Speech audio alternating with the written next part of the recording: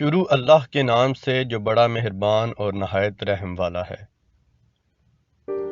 انسان 4000 سال قبل مسیح میں تہذیبوں سے واقفیت حاصل کر چکا تھا، جس کا ذکر اپنی پچھلی ویڈیو میں کر چکا ہوں، یعنی میسوپوٹیمیا، انڈس، مصری اور مایا تہذیب۔ اس کے بعد چائنا سویلائزیشن کے اثرات ملتے ہیں جو تقریباً 4600 سال پرانے ہیں۔ اس دور کی سب سے بڑی ایجاد پیپر یا کاغذ ہے، جس سے ریکارڈ کو محفوظ کرنے میں بہت مدد ملی۔ ریشمی کپڑا بھی انہی لوگوں کی ایجاد تھی۔ اس کے علاوہ چائے کی دریافت بھی آج سے 4500 سال پہلے انہی لوگوں نے کی۔ کافی عرصہ تک چائے کو ایک دوا کے طور پر یہ لوگ استعمال کرتے رہے۔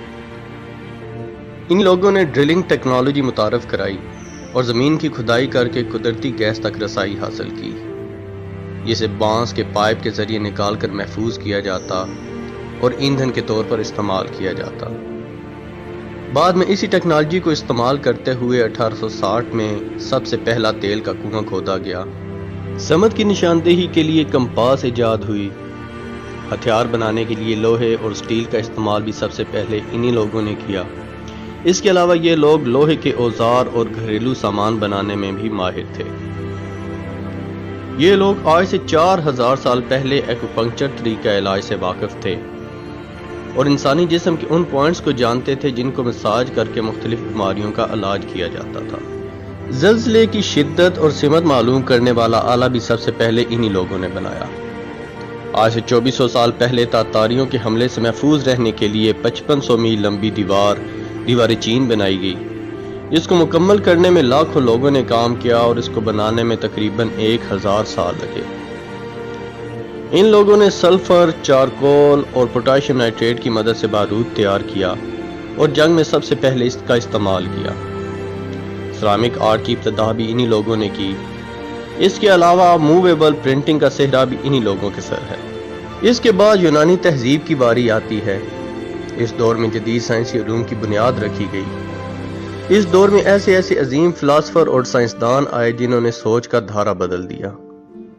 ان لوگوں نے بتایا کہ ہر عمل جو وقوع پذیر ہوتا ہے اس کے کچھ نہ کچھ عوامل ہوتے ہیں۔ اس دور میں بڑے بڑے تعلیمی ادارے کھولے گئے اور ریسرچ کا عمل شروع ہوا۔ اس دور کے چند بڑے ناموں کا ذکر اور ان کے کارناموں کا تعارف بہت ضروری ہے، کیونکہ ان لوگوں نے آج سے تقریباً 2700 سال پہلے وہ نظریات اور اصول متعارف کرائے جنہیں آج بھی سائنسی بنیاد کا درجہ حاصل ہے۔ ان میں ایک بہت بڑا نام ہپوکریٹس یعنی بکرات کا ہے، جسے جدید مغربی ادویات کا بانی مانا جاتا ہے۔ اس نے سب سے پہلے یہ ثابت کیا کہ کوئی بھی بیماری ان قدرتی عوامل کا نتیجہ ہوتی ہے جو انسانی جسم میں وقوع پذیر ہوتے رہتے ہیں، اور مختلف جڑی بوٹیاں اور ادویات سے ان عوامل کو روکا اور بیماری کا علاج کیا جا سکتا ہے۔ جبکہ اس سے پہلے یہ مانا جاتا تھا کہ بیماریاں خداؤں کی ناراضگی کی وجہ سے ہوتی ہیں اور ان کا تعلق روحانی دنیا سے ہے۔ اس نے ہپوکریٹس اسکول آف میڈیکیشن کی بنیاد بھی رکھی، جہاں مختلف ادویات کی تیاری اور ان پر تجربات کیے جاتے ہیں۔ اوکلیدس کا شمار دنیا کی قدیم ترین ریاضی دانوں میں ہوتا ہے، جسے جدید جیومیٹری کا باپ مانا جاتا ہے۔ اوکلیدس نے ریاضی پر 13 کتابیں لکھیں۔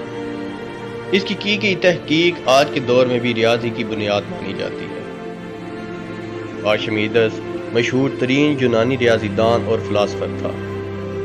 وہ سوچا کرتا تھا کہ جہاز یا کشتی پانی میں کیوں نہیں ڈوبتی، جبکہ پتھر یا لوہے کا چھوٹا سا ٹکڑا ڈوب جاتا ہے۔ آخرکار وہ اس نتیجے پر پہنچا کہ کوئی ایسی طاقت ہے جو کشتی کو اٹھا کے رکھتی ہے، اور اس سے اس نے اچھال کا قانون دریافت کیا۔ اس کے علاوہ ارشمیدس ایک بہترین انجینئر، فلاسفر اور ماہر فلکیات بھی تھا۔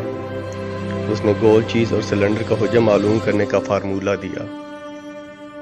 فیثاغورس ایک یونانی فلاسفر جو 570 قبل از مسیح میں پیدا ہوا، اس نے اپنا بچپن اس دور کے بہترین ریاضی دانوں اور ماہر فلکیات کے ساتھ گزارا۔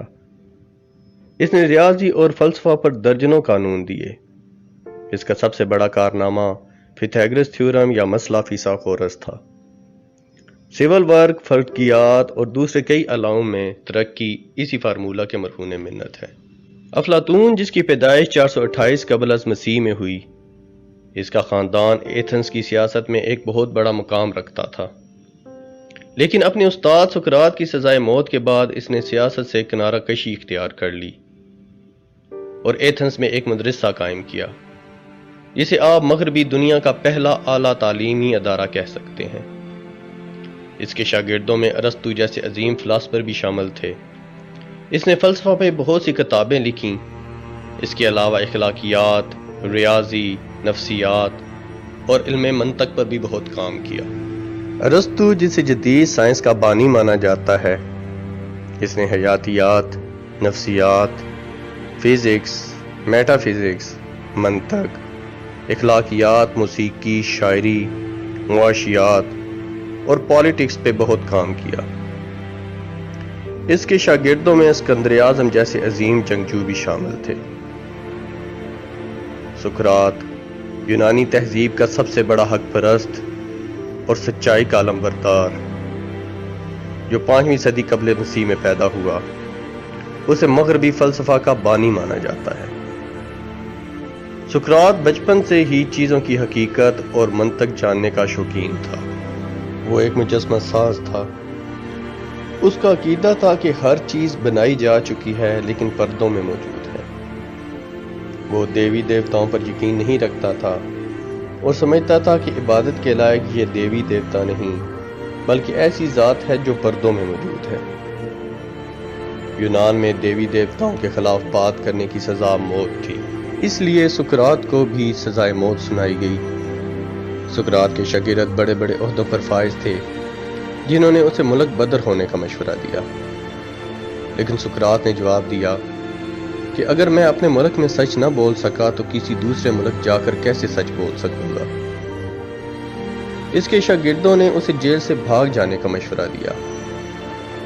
سقراط نے کہا کہ میرے ہونے یا نہ ہونے سے فرق نہیں پڑے گا، البتہ میرا سچ نہ رہا تو اس سے فرق ضرور پڑے گا۔ غرض اس دور میں سائنس اور فنون کے نئے باب کا آغاز ہوا۔